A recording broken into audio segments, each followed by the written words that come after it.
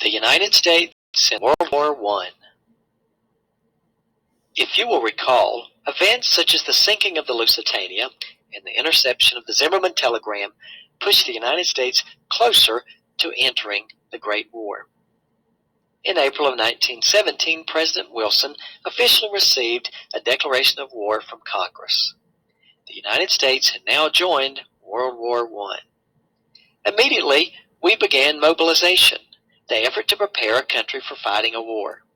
Because many Americans were still not convinced of the need for the U.S. to join the war in Europe, President Wilson decided to organize the Committee on Public Information in order to encourage support and to spread positive propaganda for the war effort. The committee was headed by George Creel. The committee did much to gain American support for the war effort here at home. The Food Administration was organized to ensure the well-being of the nation's food supply. It was headed by Herbert Hoover. To ensure enough food for our troops, Hoover promoted rationing and asked Americans to observe Meatless Tuesdays and Wheatless Wednesdays. He also urged citizens to plant their own victory gardens in an effort to conserve food and be able to feed our troops in Europe.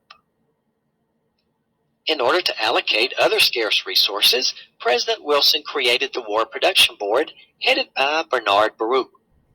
The War Industries Board successfully standardized the production of war goods, fixing prices, and coordinating American and Allied purchasing. In order to have enough soldiers to fight the war, Congress passed the Selective Service Act, which authorized the draft of young men for military service.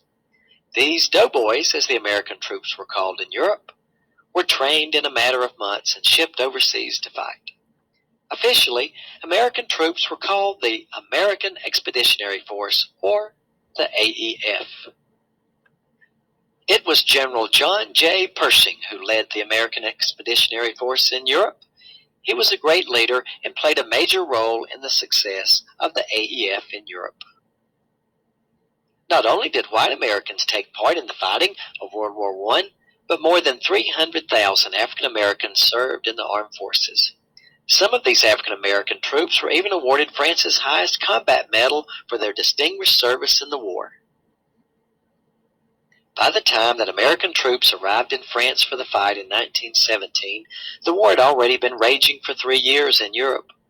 They used new technology, including the machine gun, mechanical gun that could fire lots of rounds of ammunition very rapidly, and hand grenades, handheld explosives that could be thrown at the enemy.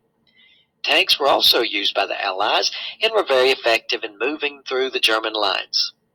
The Germans were also using mustard gas, a poisonous gas that suffocated victims. Because of these new weapons of war, both sides found themselves at a stalemate. Their armies were mired in trench warfare. These trenches were long ditches in which soldiers could take cover while they fired on their enemy. Often, advances were slow. Both sides were forced to live for long periods of time in these dirty, rat-infested trenches. The area between the trenches was known as No Man's Land, a place where no soldier wanted to be because they were exposed to enemy fire from the other side. As soon as the United States entered the war, the tide began to turn for the Allies. The Russians had tired of fighting. They had lost almost 2 million lives. In March of 1917, the Russian Revolution took place. Tsar Nicholas II was forced from power and a new government was set up. There were more changes. By November of 1917, the Bolsheviks, led by Vladimir Lenin, had taken over the country and established a communist regime. The Bolsheviks pulled Russia out of the war. With Russia no longer in the war, the United States was further inspired to come to the aid of the Allies. With Russia no longer a concern for the Germans, they focused their attention on taking over the French capital of Paris. U.S. Marines were quick to help the French by fighting off the advancing German army. Paris was saved. This was the major turning point in the Great War. Sensing that the war had turned against them, the Germans had no choice but to seek terms of peace from the Allies. On November 11, 1918, both sides signed an armistice, an agreement to stop fighting. Once the fighting ended, the leaders of the warring nations met together for a peace conference in Paris. This meeting was dominated by the Big Four, the leaders of Great Britain, France, Italy, and the United States. President Wilson attended this conference with no desire to punish Germany for causing the war. He wanted a peace without victory. That is to say, he wanted a peace without a winner and a loser. He believed that the only lasting peace would be a peace agreed upon by both equals. President Wilson developed his proposal for peace, his 14 points. Two of his major points were to reduce the number of armaments or weapons and the right to self-determination, the power of a nation to govern itself. One of Wilson's most important points was the need for the creation of a world peacekeeping body, the League of Nations. This League of Nations would provide a place where countries could talk about their differences rather than go to war. Although a number of countries joined the League of Nations, Wilson was largely met with opposition for his idea once he returned home.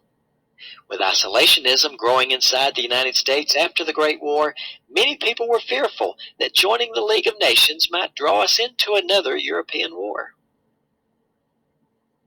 Senator Henry Cabot Lodge was a fierce opponent of the League of Nations. He led the successful fight against America joining the League of Nations.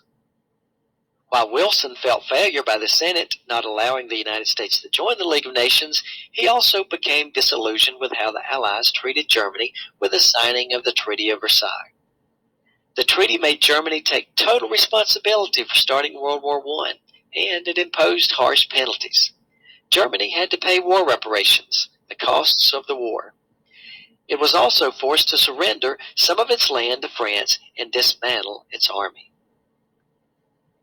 Unfortunately, this led to economic depression in Germany and much bitterness on the part of the German people. The resentment felt by the Germans ultimately made it possible for Adolf Hitler to rise to power and plunge Europe back into another major war.